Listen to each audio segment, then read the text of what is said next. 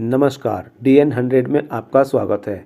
RSS ने भारत में रहने वाले ईसाइयों को अपने साथ जोड़ने के लिए किया भारतीय ईसाई मंच का गठन। उत्तराखंड भारतीय ईसाई मंच से जुड़े पदाधिकारी पहुंचे देहरादून। प्रेस वार्ता कर सामने रखा भविष्य का रोड मैप, उठे कई सवाल। मुस्लिम राष्ट्रीय मंच व सिख राष्ट्रीय मंच के बाद अब भारतीय ईसाई मंच भी करेगा आरएसएस के मंसूबे को साकार। सर, आरएसएस जो है एक अपने में आप में सक्षम है, और दूसरी बात यह है कि जो आरएसएस के लोग चर्चों पर अटैक करते हैं,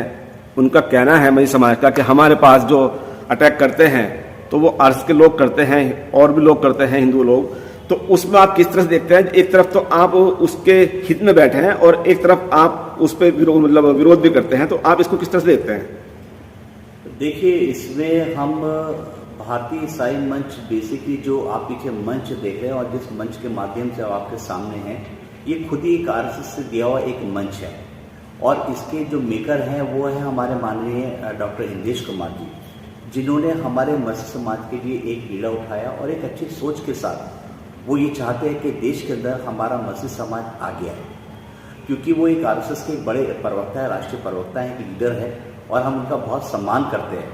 हमारे भारतीय ईसाई मंच के अंदर। और जबकि वो आरएसएस के एक बड़े प्रवक्ता हैं, और अगर इस तरह की बात हमारे कौम के अंदर आती है कि आरएसएस के लोग ही हमारे मसीह लोग को सताव देते हैं या इस प्रकार से व्यवहार करते हैं, तो मैं उसके अगेंस्ट नहीं जाऊंगा,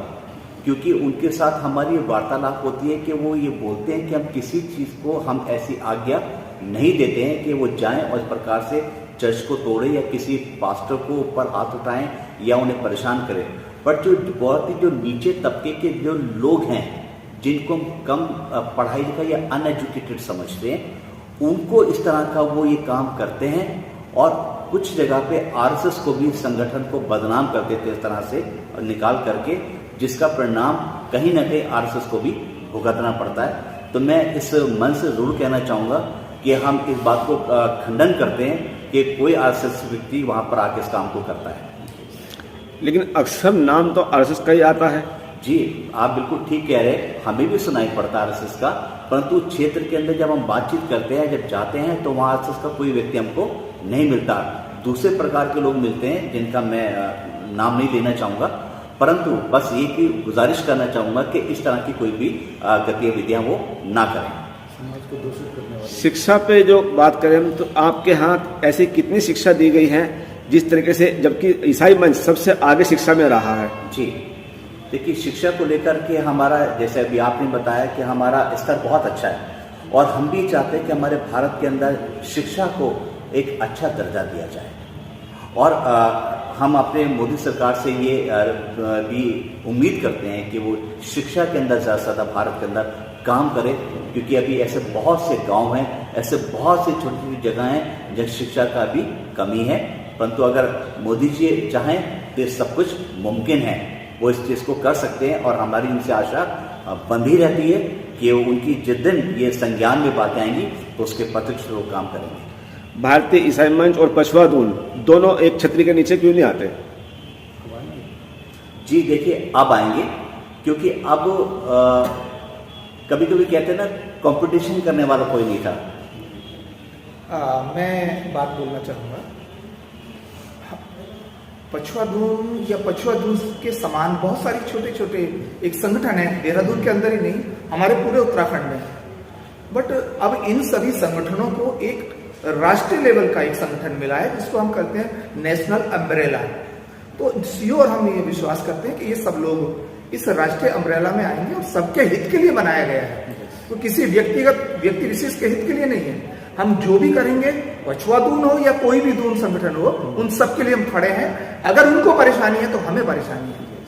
उनको तकलीफ है वो हमें तकलीफ है, हम उनके साथ खड़े रहेंगे, वो चाहे हमारे साथ आए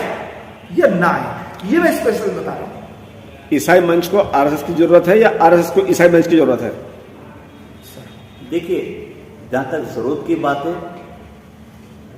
ना तो उनको हमारी जरूरत है और ना ही हमको उनकी जरूरत है, परंतु हमारा जो मसीह समाज का जो धर्म है वो सिखाता है हमारे भाईचारे को, और हमारा भाईचारा इस बात का गवाह है पूरे विश्व के अंदर कि भाईचारे में सबसे ज़्यादा नंबर हमारे देश को मिलते हैं, क्योंकि यहाँ पर सभी जाति सभी धर्मों के लोग यहाँ पर हमारे हिंदुस्तान में रहते हैं। और शुरू से अगर आप देखें, अब हमारे बहुत जो पुराने जो लोग हैं वो यही कहते थे, हिंदू मुस्लिम सिख ईसाई सब हैं भाई भाई, और आज भी उसके पर हम भी मोहर लगाते हैं कि हिंदू मुस्लिम सिख ईसाई सब आज भी हैं भाई भाई। लेकिन अभी तो आपने कहा है कि एक छतरी की जरूरत नहीं है। एक छतरी की जरूरत है, उसका मतलब ये नहीं है कि हमें उनकी एक छतरी के नीचे हम आना नहीं चाहते। हमारा एक छतरी का मतलब ये था कि हमारे को एक सरकार के द्वारा हमारे एक मसीह समाज के लिए एक छतरी दी गई है कि ज्यादा से ज्यादा लोग उसके अंदर आएं और सरकार का जुड़ करके, हमारे मोदी सरकार का जुड़ करके कंधे से कंधा मिला के देश के अंदर उन्नति करें। सर, जिस तरीके से 25 दिसंबर और तुम्हारा 31 मनाया जाता है हरिद्वार के अंदर, और उस समय एक होटलों में तोड़फोड़ भी की जाती थी, मसीह समाज भी अपना काम करता था और उसमें ऑब्जेक्शन लगाता आरएसएस के लोग, तो उसमें आप किस तरह से देखते हैं, क्या वो रोक पाएंगे आप? देखिए, मुझे इसमें ये कहना है कि लोगों की अपनी अपनी सोच है, वो सोच से काम करते हैं। हालांकि हम इसका कोई आरोप किसी व्यक्ति पे नहीं लगाना चाहते, किसी संगठन पे नहीं लगाना चाहते कि वो व्यक्ति ऐसे मसीह समाज को आके या ऐसे त्योहारों के पर आकर के वो डिस्टर्ब करते हैं, परंतु इसमें कुछ ऐसे तत्व शामिल हैं जो भाईचारे के थोड़े विरुद्ध है, जाकर के काम करते हैं, हमारी देश में एकता को तोड़ने का काम करते हैं, हमारे बीच में फूट और विधर्म इस तरह की बातें डालते हैं ताकि हम एक ना हो,